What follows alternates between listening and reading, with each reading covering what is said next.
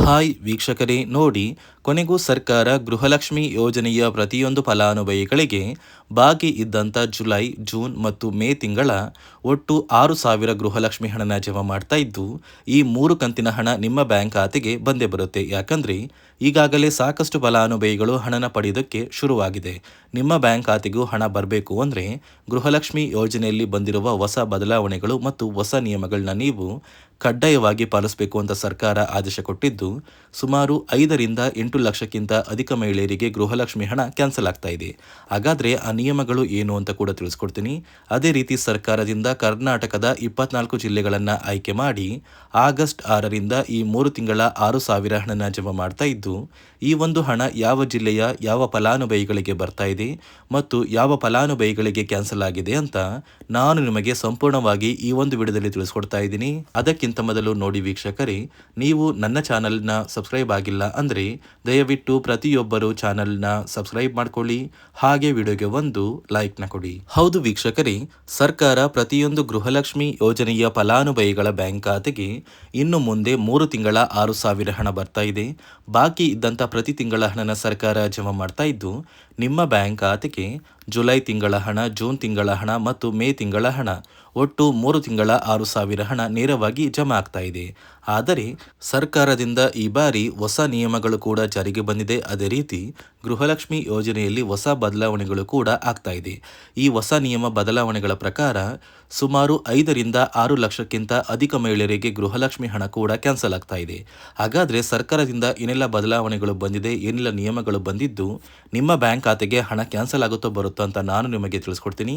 ಅದಕ್ಕಿಂತ ಮೊದಲು ನೋಡಿ ವೀಕ್ಷಕರೇ, ನಿಮ್ಮ ಬ್ಯಾಂಕ್ ಖಾತೆಗೆ ಸರ್ಕಾರ 3 ತಿಂಗಳ 6,000 ಹಣ ಏನು ಜಮಾ ಮಾಡ್ತಾ ಇದೆ, ಆ ಒಂದು ಹಣನ ಆಗಸ್ಟ್ 6 ಅಂದರೆ ಗುರುವಾರದಿಂದ ಕರ್ನಾಟಕದ 24 ಜಿಲ್ಲೆಗಳ ಪ್ರತಿ ಫಲಾನುಭವಿಗಳಿಗೆ ಜಮಾ ಮಾಡ್ತಾ ಇದ್ದು, ಆ ಒಂದು ಜಿಲ್ಲೆಗಳ ಹೆಸರು ಬಾಗಲಕೋಟೆ, ಬೆಂಗಳೂರು ನಗರ, ಬೆಂಗಳೂರು ಗ್ರಾಮಾಂತರ, ಬೆಳಗಾವಿ, ಬಳ್ಳಾರಿ, ಬೀದರ್, ವಿಜಯನಗರ, ಚಾಮರಾಜನಗರ, ಚಿಕ್ಕಬಳ್ಳಾಪುರ, ಚಿಕ್ಕಮಗಳೂರು, ಚಿತ್ರದುರ್ಗ, ದಕ್ಷಿಣ ಕನ್ನಡ, ದಾವಣಗೆರೆ, ಧಾರವಾಡ, ಗದಗ, ಕಲಬುರಗಿ, ಹಾಸನ, ಹಾವೇರಿ, ಕೊಡಗು, ಕೋಲಾರ, ಕೊಪ್ಪಳ, ಮಂಡ್ಯ, ಮೈಸೂರು, ಉಡುಪಿ, ರಾಯಚೂರು, ರಾಮನಗರ, ಶಿವಮೊಗ್ಗ, ತುಮಕೂರು, ಉತ್ತರ ಕನ್ನಡ ಮತ್ತು ಯಾದಗಿರಿ.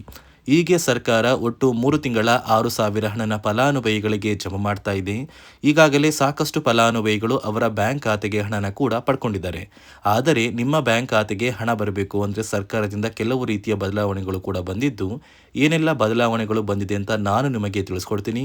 ನೋಡಿ ವೀಕ್ಷಕರೇ, ಮೊದಲು ಸರ್ಕಾರ ಯಾವ ಕಾರಣಕ್ಕೆ ಗೃಹಲಕ್ಷ್ಮಿ ಯೋಜನೆಗೆ ಹೊಸ ರೀತಿಯ ಒಂದು ನಿಯಮಗಳನ್ನ ತಂದಿದೆ ಅಂದರೆ, ಇಲ್ಲಿ ಗೃಹಲಕ್ಷ್ಮಿಯಲ್ಲಿ ಸುಮಾರು 6ರಿಂದ 7 ಲಕ್ಷಕ್ಕಿಂತ ಅಧಿಕ ಮಹಿಳೆಯರ ಹತ್ರ ಒಂದು ವೋಟರ್ ಐ ಡಿ ಕಾರ್ಡ್ ಇಲ್ಲ. ಅಂದರೆ ವೋಟರ್ ಐ ಡಿ ಇಲ್ಲ ಅಂದರೂ ಕೂಡ ಅವರು ಸರ್ಕಾರದಿಂದ ಬರುವ ಗೃಹಲಕ್ಷ್ಮಿ ಹಣನ ಪಡಿತಾ ಇದ್ದಾರೆ. ಮತ್ತು ಸಾಕಷ್ಟು ಫಲಾನುಭವಿಗಳ ಒಂದು ಬ್ಯಾಂಕ್ ಖಾತೆ ಏನಿದೆ, ಆ ಒಂದು ಬ್ಯಾಂಕ್ ಖಾತೆ ಹೊರ ರಾಜ್ಯದ ಬ್ಯಾಂಕ್ ಖಾತೆ ಆಗಿದೆ. ಅಂದರೆ ಕರ್ನಾಟಕದಲ್ಲಿರುವಂತಹ ಫಲಾನುಭವಿಗಳು ಬೇರೆ ರಾಜ್ಯದಲ್ಲಿ ಹೊಂದಿರುವಂತಹ ಒಂದು ಬ್ಯಾಂಕ್ ಖಾತೆನ ಕೊಟ್ಟು ಗೃಹಲಕ್ಷ್ಮಿ ಹಣನ ಪಡಿತಾ ಇದ್ದಾರೆ.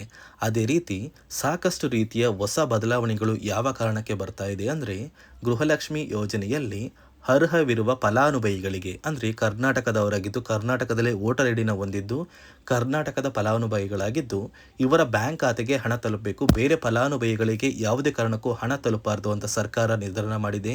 ಇದೇ ಕಾರಣಕ್ಕೆ ಸಾಕಷ್ಟು ಫಲಾನುಭವಿಗಳು ಗೃಹಲಕ್ಷ್ಮಿ ಯೋಜನೆಯ ಒಂದು ಅರ್ಹರ ಪಟ್ಟಿಯಿಂದ ಕ್ಯಾನ್ಸಲ್ ಆಗ್ತಾ ಇದ್ದಾರೆ. ನಿಮ್ಮ ಒಂದು ಮನೆ ಬಾಗಿಲಿಗೆ ಸರ್ಕಾರದಿಂದ ಅಧಿಕಾರಿಗಳು ಬರ್ತಾರೆ. ಸೊ ಸರ್ಕಾರ ಗೃಹಲಕ್ಷ್ಮಿ ಮರುನೋಂದಣಿಗೆ ಒಂದು ಅಪ್ಲಿಕೇಶನ್ ಕೂಡ ಕೊಟ್ಟಿದ್ದಾರೆ. ಅಂದರೆ ಮೊಬೈಲಲ್ಲೇ ಆ ಒಂದು ಅಧಿಕಾರಿಗಳು ನಿಮ್ಮ ಮನೆ ಬಾಗಿಲಿಗೆ ಬಂದು ನಿಮ್ಮ ದಾಖಲಾತಿಗಳಾದ ರೇಷನ್ ಕಾರ್ಡ್, ಆಧಾರ್ ಕಾರ್ಡ್ ಮತ್ತು ವೋಟರ್ ಐ ಡಿ ಇದೀಗ ಕಡ್ಡಾಯ ಮಾಡಿದೆ. ಅದೇ ರೀತಿ ಜಾತಿ ಪ್ರಮಾಣ ಪತ್ರ ಬೇಕಾಗುತ್ತಂತ ನೀವು ಕೇಳಿದ್ರೆ, ಸದ್ಯಕ್ಕೆ ಸರ್ಕಾರ ಯಾವುದೇ ರೀತಿಯ ಜಾತಿ ಪ್ರಮಾಣ ಪತ್ರನ ಕೇಳ್ತಾ ಇಲ್ಲ. ಬದಲಿಗೆ ನಿಮ್ಮ ಒಂದು ಪತಿಯ ಆಧಾರ್ ಕಾರ್ಡ್, ನಿಮ್ಮ ಒಂದು ವೋಟರ್ ಐ ಡಿ ಮತ್ತು ನಿಮ್ಮ ಒಂದು ಮನೆಯ ರೇಷನ್ ಕಾರ್ಡ್ನ ಕೊಟ್ಟು ನೀವು ಗೃಹಲಕ್ಷ್ಮಿಗೆ ಮರು ನೋಂದಣಿನ ಮಾಡ್ಕೋಬೇಕು. ಈ ಒಂದು ಕೆಲಸನ ಮಾಡೋದು ಗ್ರಾಮದಿಂದ ಕೆಲವು ಅಧಿಕಾರಿಗಳು ಬರ್ತಾರೆ. ಅಂದರೆ ಗ್ರಾಮ ಅಭಿವೃದ್ಧಿ ಇಲಾಖೆಯಿಂದ ಕೆಲವೊಂದು ಅಧಿಕಾರಿಗಳು ಬಂದರೆ ಅಂಗನವಾಡಿಯ ಕಾರ್ಯಕರ್ತರು ಕೂಡ ನಿಮ್ಮ ಮನೆ ಬಾಗಿಲಿಗೆ ಬಂದು ಪ್ರತಿ ಫಲಾನುಭವಿಗಳ ದಾಖಲಾತಿಗಳನ್ನ ಎಂಟ್ರಿ ಮಾಡ್ಕೊಂಡು ಹೋಗ್ತಾರೆ. ಸೊ ಆ ಒಂದು ಫಲಾನುಭವಿಗಳು ಎಂಟ್ರಿ ಮಾಡಿದ ನಂತರ ಸರ್ಕಾರದಿಂದ ನಿಮಗೆ ಒಂದು ನೋಟಿಫಿಕೇಶನ್ ಬರುತ್ತೆ. ನಿಮ್ಮ ಮೊಬೈಲ್ ನಂಬರ್ ಏನಿದೆ ಆ ಒಂದು ಮೊಬೈಲ್ ನಂಬರ್ಗೆ ಒಂದು ಮೆಸೇಜ್ ಬರುತ್ತೆ. ಅಂದರೆ ನಿಮ್ಮ ಗೃಹಲಕ್ಷ್ಮಿ ಮರು ನೋಂದಣಿ ಅರ್ಜಿನ ನಾವು ಸ್ವೀಕಾರ ಮಾಡಿದ್ದೀವಿ ಮತ್ತು ಮುಂದಿನ ದಿನಗಳಲ್ಲಿ ನಿಮ್ಮ ಒಂದು ಗೃಹಲಕ್ಷ್ಮಿ ಹಣನ ನಿಮ್ಮ ಬ್ಯಾಂಕ್ ಖಾತೆಗೆ ಜಮಾ ಮಾಡ್ತೀವಿ ಅಂತ ಸರ್ಕಾರದಿಂದಲೇ ಒಂದು ಮೆಸೇಜ್ನ ಕಳಿಸ್ತಾರೆ. ಆದರೆ ನೀವು ನಿಮ್ಮ ಮೊಬೈಲ್ ನಂಬರ್ನ ಆಕ್ಟಿವ್ ಆಗಿರುವಂತಹ ಮೊಬೈಲ್ ನಂಬರ್ನ ಕೊಡಬೇಕು. ಯಾಕಂದರೆ ನಿಮ್ಮ ಬ್ಯಾಂಕ್ ಖಾತೆಗೆ ಲಿಂಕ್ ಆಗಿರುವಂತಹ ಮೊಬೈಲ್ ನಂಬರ್ ಬೇರೆ ಇರುತ್ತೆ ಮತ್ತು ನೀವು ಹೊಂದಿರುವಂತಹ ಒಂದು ಮೊಬೈಲ್ ನಂಬರ್ ಬೇರೆ ಇರುತ್ತೆ. ಇದೇ ಕಾರಣಕ್ಕೆ ಕರೆಕ್ಟಾಗಿರುವಂತಹ ಒಂದು ಮೊಬೈಲ್ ನಂಬರ್ನ ಕೊಟ್ಟರೆ ಆದಷ್ಟು ಬೇಗ ನೀವು ಮರು ಅರ್ಜಿನ ಹಾಕಿ ಗೃಹಲಕ್ಷ್ಮಿ ಹಣನ ಪಡ್ಕೋಬೋದು. ಅದೇ ರೀತಿ ನೀವು ಹೊಂದಿರುವ ಬ್ಯಾಂಕ್ ಖಾತೆ ಏನಿದೆ ಆ ಒಂದು ಬ್ಯಾಂಕ್ ಖಾತೆನ ನೀವು ಆ್ಯಕ್ಟಿವ್ ಆಗಿ ಇಟ್ಕೋಬೇಕು. ಅಂದರೆ ಯಾವುದೇ ರೀತಿಯ ಒಂದು ವಹಿವಾಟನ್ನು ನಡೆಸ್ತಾ ಇಲ್ಲ ಅಂದರೆ ನಿಮ್ಮ ಒಂದು ಬ್ಯಾಂಕ್ ಖಾತೆಗೆ ಗೃಹಲಕ್ಷ್ಮಿ ಹಣ ಖಂಡಿತವಾಗಿಯೂ ಬರೋದಿಲ್ಲ. ಅದೇ ರೀತಿ ನೋಡಿ ವೀಕ್ಷಕರೇ, ನಿಮ್ಮ ಮನೆಯ ಕುಟುಂಬರು ಅಂದರೆ ಗೃಹಲಕ್ಷ್ಮಿ ಯೋಜನೆಯ ಒಂದು ಸದಸ್ಯ ಏನಾರು ಮರಣ ಹೊಂದಿದ್ದು ಅವರ ಬದಲಾಗಿ ನೀವು ಅಪ್ಲಿಕೇಶನ್ ಹಾಕ್ತೀವಿ ಅಂದರೆ ಅದು ಸಾಧ್ಯವಿಲ್ಲ. ಯಾಕಂದರೆ ನಿಮ್ಮ ಒಂದು ರೇಷನ್ ಕಾರ್ಡಲ್ಲಿ ಮನೆಯ ಯಜಮಾನಿ ಯಾರಿರ್ತಾರೆ ಅವರೇ ಮಾತ್ರ ಗೃಹಲಕ್ಷ್ಮಿ ಯೋಜನೆಗೆ ಅರ್ಹರಾಗಿರ್ತಾರೆ. ಒಂದು ವೇಳೆ ಮನೆಯ ಸದಸ್ಯರು ಯಜಮಾನಿಯಾಗಿದ್ದು ಅವರು ಮರಣ ಹೊಂದಿದ್ರೆ ನೀವು ಗೃಹಲಕ್ಷ್ಮಿ ಯೋಜನೆಗೆ ಅಪ್ಲಿಕೇಶನ್ ಹಾಕೋದಕ್ಕೆ ಆಗೋದಿಲ್ಲ. ಮೊದಲು ನಿಮ್ಮ ಮನೆಯಲ್ಲಿ ಇರುವಂತಹ ಒಂದು ಹೆಣ್ಣು ಮಗಳು ಅಂದರೆ ಮಹಿಳೆ, ನಿಮ್ಮ ಒಂದು ಪತ್ನಿ ಇರ್ಬೋದು ಅಥವಾ ನಿಮ್ಮ ಒಂದು ತಾಯಿ ಇರ್ಬೋದು, ಅವ್ರನ್ನ ಮನೆಯ ಯಜಮಾನಿ ನೀವು ಮಾಡಬೇಕಾಗುತ್ತೆ. ಸೊ ಮನೆಯ ಯಜಮಾನಿ ಮಾಡಿದ ನಂತರ ಮಾತ್ರ ನೀವು ಗೃಹಲಕ್ಷ್ಮಿಯ ಸೌಲಭ್ಯನ ಪಡ್ಕೋಬೋದು. ಒಂದು ವೇಳೆ ನೀವು ಗೃಹಲಕ್ಷ್ಮಿಗೆ ಹೊಸದಾಗಿ ಅರ್ಜಿ ಹಾಕಬೇಕು ಅಂದರೆ ಇದೀಗ ಸರ್ಕಾರ ಅದಕ್ಕೂ ಕೂಡ ಕರ್ನಾಟಕ ಒನ್, ಗ್ರಾಮ ಒನ್ ಅಥವಾ ಬೆಂಗಳೂರು ಒನ್ ಸೇವಾ ಕೇಂದ್ರದಲ್ಲಿ ಅವಕಾಶ ಮಾಡಿಕೊಟ್ಟಿದೆ. ಆದರೆ ಮೊದಲ ಥರ ಇವಾಗ ನೀವು ಅರ್ಜಿನ ಹಾಕೋದಕ್ಕೆ ಆಗೋದಿಲ್ಲ. ಬದಲಿಗೆ ನಿಮ್ಮ ರೇಷನ್ ಕಾರ್ಡ್ನ ತೊಗೊಂಡೋಗ್ಬೇಕು, ನಿಮ್ಮ ಆಧಾರ್ ಕಾರ್ಡ್ನ ತೊಗೊಂಡೋಗ್ಬೇಕು, ನಿಮ್ಮ ಒಂದು ಪತಿಯ ಆಧಾರ್ ಕಾರ್ಡ್ನ ಕೂಡ ತೊಗೊಂಡೋಗ್ಬೇಕಾಗುತ್ತೆ. ನಿಮ್ಮ ವೋಟರ್ ಐ ಡಿ ಕೂಡ ಕಡ್ಡಾಯವಾಗುತ್ತೆ. ನಿಮ್ಮ ವೋಟರ್ ಐ ಡಿ ನಿಮ್ಮ ಹತ್ರ ಇದ್ದರೆ ಮಾತ್ರ ನೀವು ಗೃಹಲಕ್ಷ್ಮಿ ಯೋಜನೆಯ ಒಂದು ಅರ್ಹತೆಯನ್ನು ಪಡ್ಕೋತೀರಾ. ಒಂದು ವೇಳೆ ವೋಟರ್ ಐ ಡಿ ಇಲ್ಲ, ರೇಷನ್ ಕಾರ್ಡ್ ಇದೆ, ಆಧಾರ್ ಕಾರ್ಡ್ ಇದೆ ಅಂದರೆ ಇನ್ನು ಮುಂದೆ ನಿಮ್ಮ ಬ್ಯಾಂಕ್ ಖಾತೆಗೆ ಸರ್ಕಾರ ಗೃಹಲಕ್ಷ್ಮಿ ಹಣನ ಖಂಡಿತವಾಗಿಯೂ ಜಮಾ ಮಾಡೋದಿಲ್ಲ. ಯಾಕಂದರೆ ಪ್ರತಿ ವರ್ಷವೂ ಕೂಡ ಸರ್ಕಾರ ವೋಟರ್ ಐ ಡಿನ ಬಿಡುಗಡೆ ಮಾಡುತ್ತೆ, ಅಂದರೆ ವೋಟರ್ ಲಿಸ್ಟ್ನ ಬಿಡುಗಡೆ ಮಾಡುತ್ತೆ. ಈ ಒಂದು ಲಿಸ್ಟಲ್ಲಿ ಕೆಲವು ಫಲಾನುಭವಿಗಳ ಒಂದು ಹೆಸರನ್ನ ಕ್ಯಾನ್ಸಲ್ ಮಾಡುತ್ತೆ. ಒಂದು ವೇಳೆ ನಿಮ್ಮ ವೋಟರ್ ಐ ಡಿ ಏನಾದರೂ ಕ್ಯಾನ್ಸಲ್ ಆಗಿದ್ದರೆ ನಿಮ್ಮ ಬ್ಯಾಂಕ್ ಖಾತೆಗೆ ಗೃಹಲಕ್ಷ್ಮಿ ಹಣನ ಸರ್ಕಾರ ಕ್ಯಾನ್ಸಲ್ ಮಾಡುತ್ತೆ. ಈ ಕೂಡಲೇ ನೀವು ನಿಮ್ಮ ದಾಖಲಾತಿಗಳು ಎಲ್ಲ ಕೂಡ ಸರಿ ಇದೆ ಅಂತ ತಿಳ್ಕೊಳ್ಳಿ. ಹಾಗಾದರೆ ಮಾತ್ರ ನೀವು ಗೃಹಲಕ್ಷ್ಮಿ ಯೋಜನೆಗೆ ಅರ್ಹರಾಗಿರ್ತೀರಾ. ಸರ್ಕಾರ ಯಾವ ಕಾರಣಕ್ಕೆ ಈ ರೀತಿಯ ಹೊಸ ಬದಲಾವಣೆಗಳನ್ನ ತರ್ತಾ ಇದೆ ಅಂದರೆ ಇಲ್ಲಿಯವರೆಗೂ ಸುಮಾರು 60 ಕೋಟಿಗಿಂತ ಅಧಿಕ ಮೊತ್ತನ ಸರ್ಕಾರ ನಷ್ಟ ಮಾಡಿಕೊಂಡಿದೆ. ಅಂದರೆ ಫಲಾನುಭವಿಗಳು ನಮ್ಮ ಕರ್ನಾಟಕದವರೇ ಅಲ್ಲ, ಅಂತಹ ಫಲಾನುಭವಿಗಳಿಗೂ ಕೂಡ ಸರ್ಕಾರದಿಂದ ಹಣ ಹೋಗಿದೆ ಮತ್ತು ಸಾಕಷ್ಟು ಫಲಾನುಭವಿಗಳು ಮರಣ ಹೊಂದಿದ್ದಾರೆ.